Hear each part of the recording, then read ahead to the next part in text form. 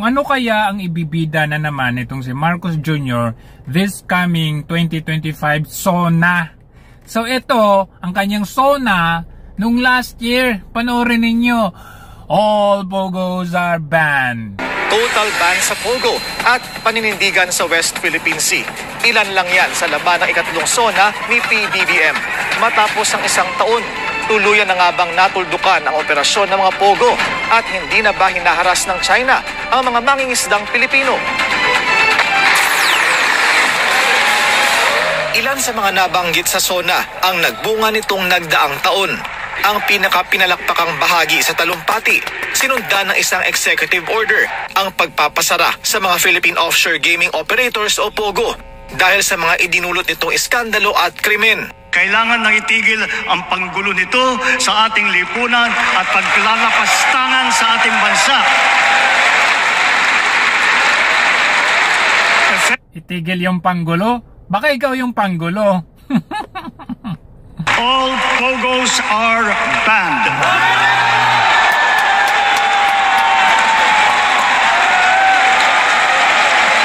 I hereby...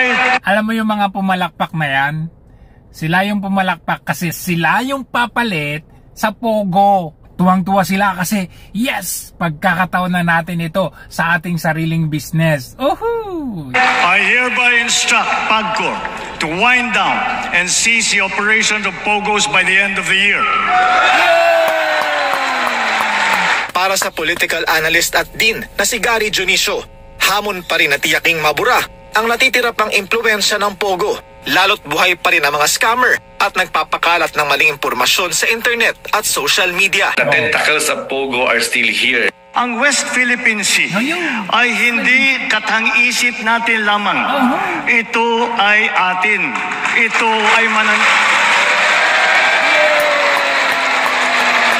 Ang pahayag na ito ni PBBM tungkol sa West Philippine Sea, naramdaman sa serye ng pinaigting na pagpapatrolya at resupply mission para igiit ang karapatan ng bansa sa gitna ng patuloy na agresibong aksyon ng China sa dagat. Pero umaaray pa rin ang mga mangingisda. Dahil nakaharang ang China sa Scarborough Shoal, mas kaunti ang nahuhuling isda ng mga Pinoy at mas kaunti ang kitang naiuwi sa kanilang mga pamilya. Well said. Well,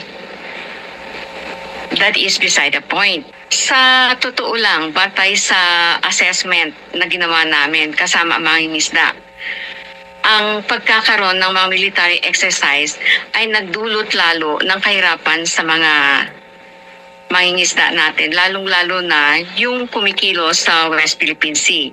Bakit kamo? Unang-una, mas tuwindi ang harassment. Sila ang napagtuunan ng Chinese Coast Guard at Chinese militia.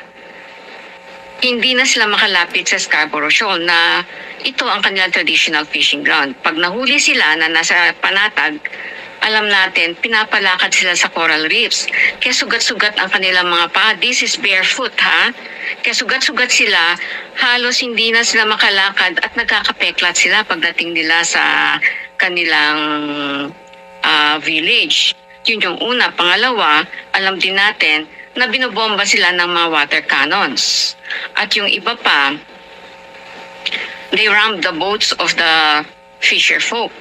Kaya yung psychological trauma na nakuha ng mga mangisda, ang takot na nararamdaman nila, ayaw na nilang mangisda sa West Philippine Sea. Panawagan ng People's Development Institute at bigkis ng mangingisda, isang whole-of-government approach para matugunan ang lahat ng mga karapatan at pangangailangan nila at hindi naiipit ng politika.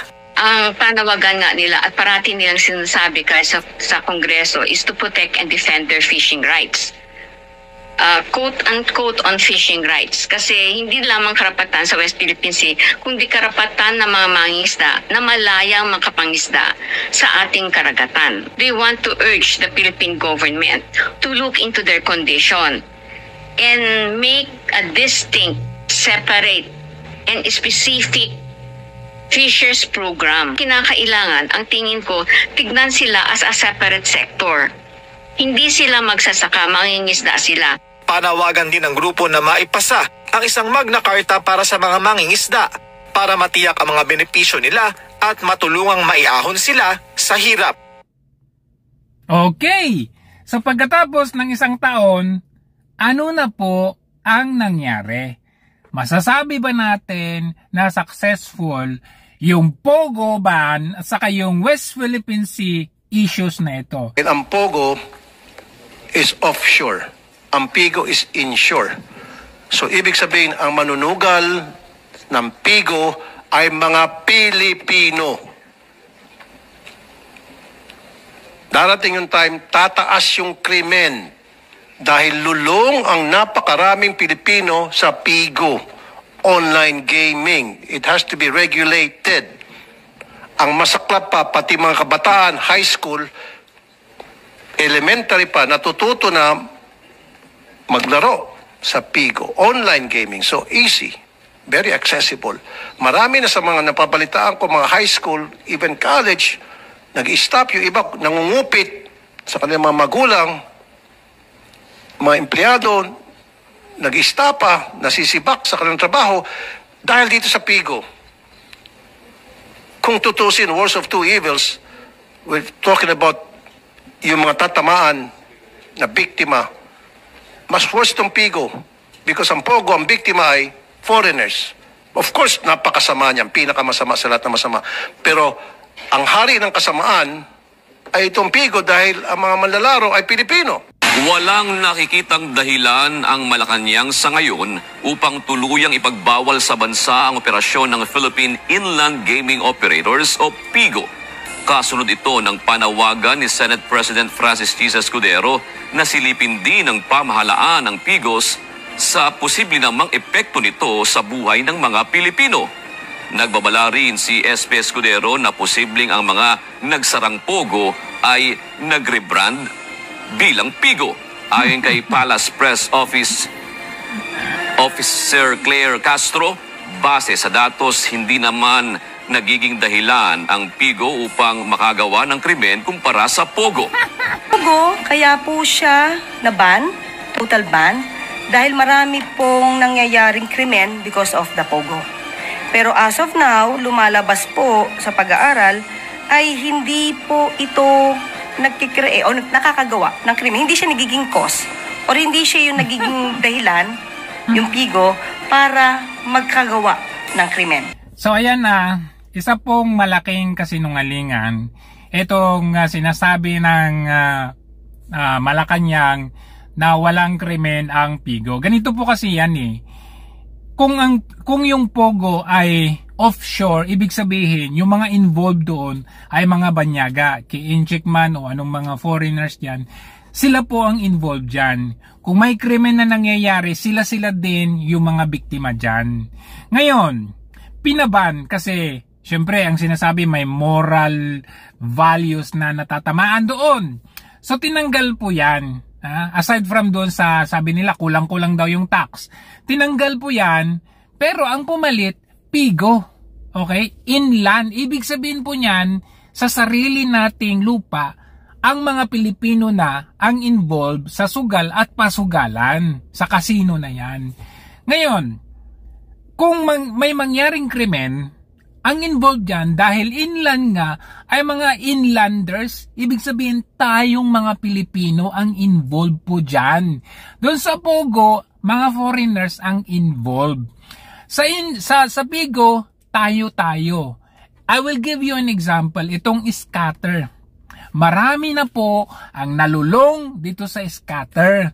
Maraming mga milyonaryo or maraming mga kahit itong mga vloggers, mga social media influencers, mga nakapagtapos na mga bachelors, mga doktor, mga abogado, mga bata, mga high school. Kasi bakit? Example na lang, kung dati kailangan mong pumunta sa casino para sumugal, ngayon nasa cellphone mo na, pwede na. Kaya kahit grade 1, grade 2, grade 3, kahit sino, kahit tambay, pwede. Kasi kung dati na walang Pigo, dyan kailangan mong pumasok sa casino and hindi ka basta-basta makapasok sa casino. Ngayon, Kahit high school, underage, pwede nang mag-scatter o mag-pigo. So ano po yung mangyayari dyan? Marami nang mangyayaring nakawan. May patayan. Merong lulong sa utang. At anong gagawin? Magpapakamatay o kaya papatay. Dahil adik ka na sa sugal, kailangan mong pumatay. Para makakuha, kailangan mong magnakaw. So saan po dito, yung sinasabi nila na yung all pogo sarpan, parang ang daming pumalakpak kasi na-solve na raw ang problema ng bansa natin. Pero ang pumalit, tayo-tayo na rin. Ang problema nasa sarili nating mga komunidad na at tayo-tayo pa rin. Alam nyo yung naging masaya dito? Yung sinasabi nila na, okay, from Pogo, parang nag-rebrand naging Pigo.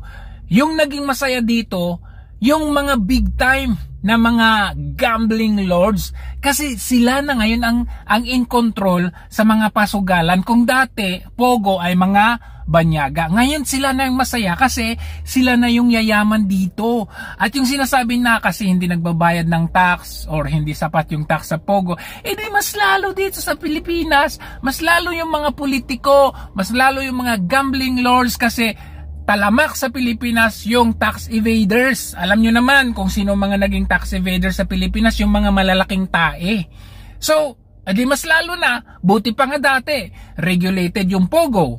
Magbabayad sila talaga ng tax kung meron mang kulang sa tax, pero hindi yung kagaya ngayon na marami, yung mga gambling lords dyan, marami yung mga business tycoons dyan na tax evaders. So, nasaan po ang positive result nung Pogo? Dahil maraming nagpumapalakpak. Yay! Maraming sumaya. Yung pala, sumaya sila dahil para sa kanilang interest. Ang kawawa dito, ang taong bayan na nalulong, ang taong bayan na maging biktima nitong posibilidad na magnakaw yung mga nalulong, mapapatay yung mga nalulong, magpapakamatay yung mga nalulong, natalo, alam niyo yun, maraming factors na pumalit sa Pogo, mas lalo na itong Pigo. Now, mapunta tayo doon sa West Philippine Sea. Kawawa yung mga mangingisda. Sabi nila, yes, atin ito ipaglaban ng ating sovereignty. Ayan, nagkaroon na tayo ng maritime zone law. Yan, sige, yan. Yan tuloy si Tolentino na ano tuloy, naban tuloy sa China dito sa Hong Kong. But anyway, anong naging impact?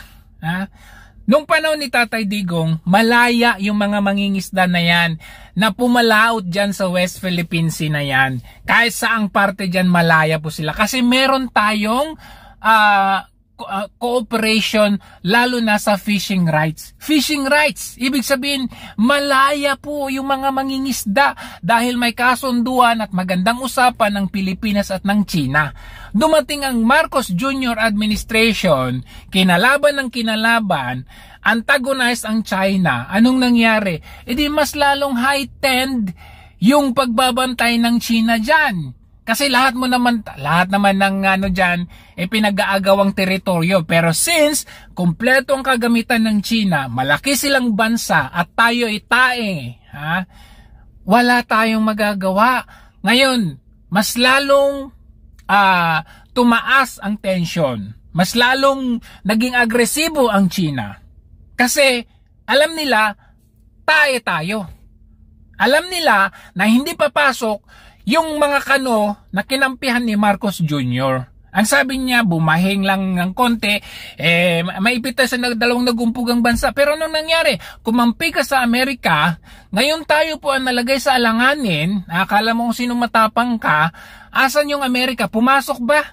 Nilagyan lang tayo ng base militar dyan, nilagyan tayo ng kung ano-anong mga missile, kung ano-ano dyan. Nagalit ang China, pinataas ang kanilang pagbabantay dyan sa West Philippine Sea. Pumasok ba ang Amerika? Wala. Sinong kawawa? Mga mangingisda. So, sinong hindi magagalit? Ngayon, ang tanong ko, dito sa mga bobo, tanga, na pumalakpak dyan sa Pogo Ban, sa West Philippine Sea, stand na yan.